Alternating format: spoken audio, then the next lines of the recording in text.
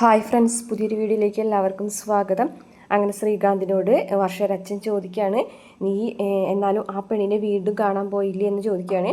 ആ പെണ്ണിനെ ഇമോഷണലായിട്ട് നീ സ്വാധീനിക്കാൻ ശ്രമിച്ചു, അതാണ് ഉണ്ടായതെന്ന് ചോദിക്കുന്നത്. സോറി അച്ഛ, സോറി എന്നൊക്കെ പറയുന്നുണ്ട് ശ്രീകാന്ത്. എന്നാലും ആ പെണ്ണിനെ ഞാൻ പോയി കണ്ടിട്ടുണ്ടായിരുന്നു. ആ പെണ്ണ് പറഞ്ഞിട്ടുണ്ട് ആ ഫോട്ടോ നിൻ്റെ കയ്യിൽ എത്തിയിട്ടുണ്ടെങ്കിൽ അത് എങ്ങനെയും ഇല്ലാതാക്കണം എന്നൊക്കെ പറയുന്നുണ്ട്. ഇല്ല അച്ഛാ, ഇനി ഒരിക്കലും എൻ്റെ ഭാഗത്തുനിന്ന് ഒരു തെറ്റുണ്ടാവില്ല എന്ന് പറയുകയാണേ. നീ എന്നാലും എൻ്റെ മോളുടെ ഒരു ഫോട്ടോ നിൻ്റെ കയ്യിലുണ്ടാടാന്ന് ചോദിക്കുക. ഉണ്ട് അച്ഛാ, ഒരുപാടുണ്ട് എന്ന് പറയുന്നു കേട്ടോ. അപ്പോൾ എന്തായാലും ഇനി നീ ആ പെണ്ണിൻ്റെ പിന്നെ പോകാൻ പാടില്ല. നിങ്ങൾക്കൊക്കെ ഒരു വിചാരമുണ്ട്, ഈ ഡിവോഴ്സ് കഴിഞ്ഞ പെണ്ണുങ്ങളോ അല്ലെങ്കിൽ ഭർത്താവ് ഉപേക്ഷിച്ച പെണ്ണുങ്ങളോ എപ്പോഴും അവൈലബിൾ ആയിരിക്കും എന്നുള്ള കാര്യം. നിൻ്റെ ആയൊരു ചിന്ത തന്നെ മാറ്റണം. ഇല്ല അച്ഛാ, ഒരിക്കലും ഇനി അങ്ങനെ ഉണ്ടാവില്ല. ഇനി ആ ഫോട്ടോ വിക്രം ദുരുപയോഗം എങ്ങനെ ചെയ്യുമോ അച്ഛാ? അവൻ നിൻ്റെ പോലെ നാറിയല്ലാത്തത് കൊണ്ടേ അവനങ്ങനെ ചെയ്യാൻ സാധ്യതയില്ല. ഇനി അഥവാ ചെയ്തിട്ടുണ്ടെങ്കിലും ആ പെണ്ണ് പറഞ്ഞിട്ടുണ്ട് സോഷ്യൽ മീഡിയയിൽ നിന്ന് ഡൗൺലോഡ് ചെയ്ത് എടുത്താണെന്ന് പറഞ്ഞിട്ട് ആ പെണ്ണ് ഒരു പരാതി കൊടുക്കാന്ന്. നീ വാ, അകത്തേക്ക് വാ. അയ്യോ അച്ഛാ, അച്ഛനോടൊന്നും പറയില്ല അച്ഛാ എന്ന് പറയുന്നുണ്ട്. നീ വാടാ എന്ന് പറഞ്ഞിട്ട് വിളിച്ചിട്ട് പോകാണേ.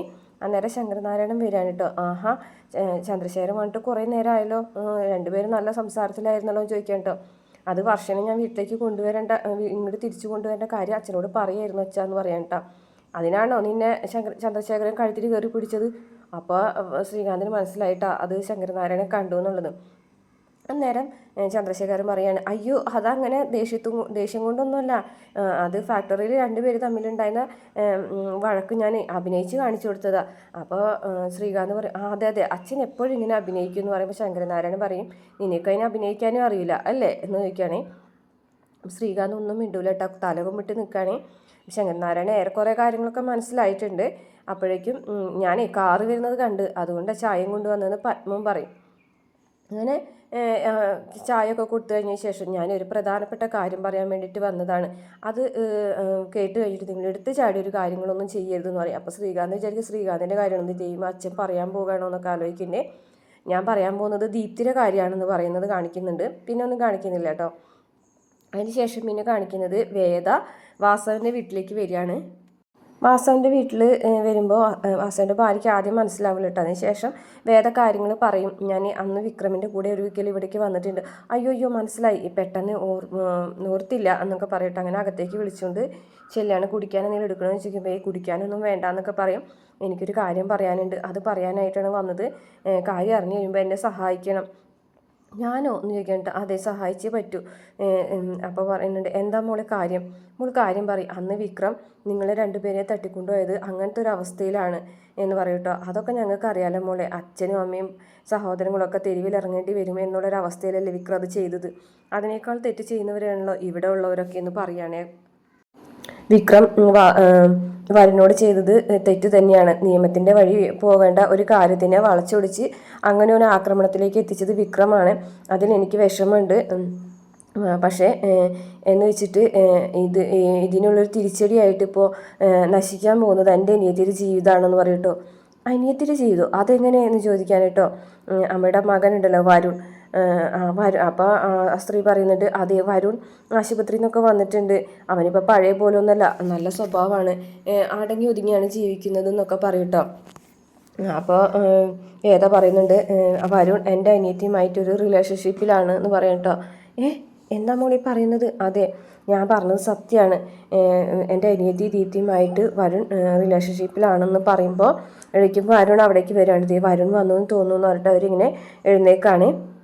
അപ്പോൾ വരുണിൻ്റെ വേദന കാണുമ്പോൾ തന്നെ ആളെ മനസ്സിലാവാണ്. അപ്പോൾ അമ്മ വന്നിട്ട് ചോദിക്കുന്നുണ്ട്, നിനക്ക് വേദന മനസ്സിലായി ചോദിക്കുമ്പോൾ ആളെ മനസ്സിലായി, എന്തിനാണ് വന്നതെന്ന് മനസ്സിലായി എന്ന് പറയുമ്പോൾ മുഖത്തൊറ്റ അടി അടിക്കുകയാണ് കേട്ടോ. നീ ആശുപത്രി കിടക്കയിൽ വെച്ചിട്ട് തന്നെ മരിച്ചു പോയാൽ മതിയായിരുന്നു, വീണ്ടും ബാക്കിയുള്ളവരെ വേദനിപ്പിക്കാനും മറ്റുള്ളവർ പ്രശ്നങ്ങൾ ഉണ്ടാക്കാനും വേണ്ടിയിട്ടാണോ നീ തിരിച്ച് വീണ്ടും വന്നത് എന്ന് ചോദിക്കുകയാണ്. അന്നേരം വരുൺ പറയുന്നുണ്ട്, ആശുപത്രി കിടക്കയിൽ വെച്ച് തന്നെ മരിച്ചു പോയിരുന്നെങ്കിൽ ഞാൻ ഒരുപാട് ആഗ്രഹിച്ചിട്ടുണ്ട് അമ്മേ, അങ്ങനെ ഞാൻ ആഗ്രഹിക്കാത്ത ദിവസങ്ങളുണ്ടായിട്ടില്ല. പക്ഷേ അന്നൊക്കെ എൻ്റെ ജീവിതത്തിലേക്ക് ഒരാൾ വന്നു, അത് ദീപ്തിയാണെന്നൊക്കെ പറയാൻ കേട്ടോ. അപ്പോൾ വരുൺ പറയുന്നുണ്ട്, എനിക്ക് ദീപ്തിയുമായിട്ടൊരടുപ്പുണ്ട്, നിങ്ങൾ അത് സമ്മതിച്ച് അനുഗ്രഹിക്കണം. അതല്ലെങ്കിൽ ഇനിയിപ്പോൾ നിങ്ങൾക്ക് എന്നെ ഇല്ലാതാക്കണമെന്നുണ്ടെങ്കിൽ അതൊന്നും നിങ്ങൾക്ക് ചെയ്യാം. എന്തായാലും ഞാൻ നിസ്സഹായനായിട്ട് നിൽക്കുകയുള്ളൂ. കാരണം പഴയ ജീവിതത്തിലേക്ക് തിരിച്ചു പോകാനായിട്ട് എനിക്ക് കഴിയൂല എന്നൊക്കെ പറയാൻ കേട്ടോ. അപ്പോൾ വേദയ്ക്കാണെന്നുണ്ടെങ്കിൽ ഇതൊന്നും അത്രയ്ക്ക് ഉൾക്കൊള്ളാൻ പറ്റുന്നില്ല കേട്ടോ, വരുൺ പറയുന്ന കാര്യങ്ങൾ. അപ്പോൾ വേദ ചോദിക്കുന്നുണ്ട്, വരുൺ പറയുന്ന ഈ കാര്യങ്ങളൊക്കെ ഞാൻ തൊണ്ട തൊടാതെ വിഴുങ്ങണം എന്നാണ് പറയുന്നത്. അങ്ങനെ ഞാൻ നിർബന്ധമൊന്നും പറയുന്നില്ല. എനിക്ക് ദീപ്തിയെ ഇഷ്ടമാണ്, ഒരുമിച്ച് ജീവിക്കാൻ ഞാൻ ആഗ്രഹിക്കുന്നുണ്ട്. അത് നിങ്ങൾ നടത്തി തരുമോ ഇല്ലയെന്നൊന്നും എനിക്കറിയില്ല. പക്ഷേ നടത്തി തന്നാൽ നല്ലത്, ഇല്ലെങ്കിൽ നിങ്ങൾക്ക് എന്താണ് ചെയ്യുന്നത് വെച്ചാൽ അത് ചെയ്താലും ഞാനൊന്നും മിണ്ടാനൊന്നും പോകുന്നില്ല എന്നൊക്കെ പറഞ്ഞിട്ട് ഒരു പാവത്തിൻ്റെ പോലെ ഇങ്ങനെ അഭിനയിക്കുകയാണ്. ഞാൻ ദീപ്തിനെ അങ്ങോട്ട് ചെന്ന് കണ്ട് പ്രണയിച്ചതൊന്നുമല്ല, യാദൃശ്ചികമായി വന്നതാണെന്ന് പറയട്ടോ. അപ്പോൾ എവിടെ വെച്ചാണ് ദീപ്തിനെ കണ്ടത്? ഹോസ്പിറ്റലിൽ വെച്ചാണോ എന്ന് ചോദിക്കുകയാണ് കേട്ടോ വേദ. അപ്പോൾ വരുൺ പറയുന്നുണ്ട്, അതെ, ഇൻറ്റേൺഷിപ്പിൻ്റെ ഭാഗമായിട്ടാണ് ദീപ്തി ഹോസ്പിറ്റലിലേക്ക് വന്നത്. അവിടെ വെച്ചാണ് ഞാൻ ദീപ്തി പരിചയപ്പെട്ടത്. സാധാരണ ഒരു രീതിയിലാണ് പരിചയപ്പെട്ടത്. അവിടെ വെച്ച് ഞങ്ങൾ തമ്മിൽ അടുത്തറിയാൻ പരിചയപ്പെടുകയൊക്കെ ചെയ്തു. അതിനുശേഷം ഒരു ദിവസം എന്നോട് ദീപ്തി ഒരു കാര്യം പറഞ്ഞു പറഞ്ഞിട്ട് ആ ഒരു ഭാഗം കാണിക്കുകയാണ്. ഇപ്പോൾ ദീപ്തി വരുണോട് ചോദിക്കുകയാണ്, ഞാനൊരു പ്രധാനപ്പെട്ട കാര്യം പറയാൻ പോവുകയാണ്, അത് പറഞ്ഞു കഴിഞ്ഞിട്ടുണ്ടെങ്കിൽ എന്നോട് ദേഷ്യം തോന്നുമെന്ന് ചോദിക്കുകയാണ് കേട്ടോ. അപ്പോൾ വരുൺ ചോദിക്കുക, എന്ത് കാര്യമാണ് ചോദിക്കട്ടോ. അതെ, വരുൺ ഇവിടെ ഹോസ്പിറ്റലായത് ഒരു വിക്രം എന്ന് പറഞ്ഞ ആൾ കാരണമല്ലേ? അതെ, അയാളോട് ഇപ്പോഴും ദേഷ്യം ഉണ്ടോ എന്ന് ചോദിക്കട്ടോ. എനിക്ക് ദേഷ്യമൊന്നുമില്ല, ദീപ്തിയല്ലേ എന്നോട് സോറിയുടെയും താങ്ക് യുവിൻ്റെ അർത്ഥമൊക്കെ പറഞ്ഞ് തന്നത്. അപ്പോൾ എന്തെങ്കിലും ആളെ കാണുന്നുണ്ടെങ്കിൽ സോറിയൊക്കെ പറയാലോ, ഞാനും തെറ്റ് ചെയ്തവനല്ലേ എന്നൊക്കെ ചോദിക്കുകയാണ് കേട്ടോ. അപ്പോൾ നമ്മളെ ദീപ്തി പറയുന്നത്, ആ ആളുടെ അനിയത്തിയായിട്ട് വരും ഞാൻ എന്ന് പറയും. അനിയത്തിയോ ചോദിക്കണം. അതെ, എൻ്റെ ചേച്ചിനെ കല്യാണം കഴിച്ചിരിക്കുന്നത് വിക്രം ചേട്ടനാണെന്ന് പറയട്ടോ. ആണോ? അങ്ങനെയാണെന്നുണ്ടെങ്കിൽ വിക്രം ചേട്ടനെ കാണാനായിട്ട് എന്നെ ദീപ്തി സഹായിക്കുള്ളൂ. ചേട്ടനോ എന്ന് ചോദിക്കേണ്ട. ദീപ്തിയുടെ ചേട്ടനാകുമ്പോൾ എൻ്റെയും കൂടെ ചേട്ടനല്ലേ എന്നൊക്കെ പറയും. അങ്ങനെയാണ് വിക്രം വേദയും തമ്മിലുള്ള ദീപ്തിയും തമ്മിലുള്ള റിലേഷനൊക്കെ വരുൺ അറിയുന്നതെന്ന് വേദനോട് പറയാണ് കേട്ടോ. അല്ലാതെ ഞാൻ മുൻകൂട്ടിയൊന്നും തീരുമാനിച്ചതല്ല. പക്ഷേ എങ്കിലും എനിക്ക് ദീപ്തിനോട് ഒരു അടുപ്പം തോന്നിയിട്ടുണ്ട്. അത് തുറന്നു പറയാനായിട്ട് ഞാൻ തീരുമാനിച്ചു എന്ന് പറഞ്ഞിട്ട് ആ തുറന്നു പറയുന്ന ഒരു ഭാഗം കാണിക്കുകയാണ്. അങ്ങനെ കടലിനെ പറ്റിയും തീരനെ പറ്റിയൊക്കെ രണ്ടുപേരും കൂടി സംസാരിച്ചുകൊണ്ട് നിൽക്കുകയാണ്.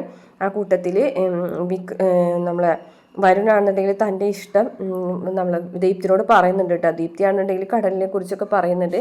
തിരകൾ വന്ന് ഒരാളെ ശരീരത്തിലൂടെ പോകുമ്പോൾ അയാളുടെ മോശം കാര്യങ്ങളൊക്കെ പോയി പുതിയൊരു മനുഷ്യനായി തീരും എന്നൊക്കെ പറയുമ്പോൾ എനിക്കതിനൊരു അവസരം തരുമോ എന്ന് പറഞ്ഞിട്ട് ഇഷ്ടം തുറന്നു പറയുകയാണേ.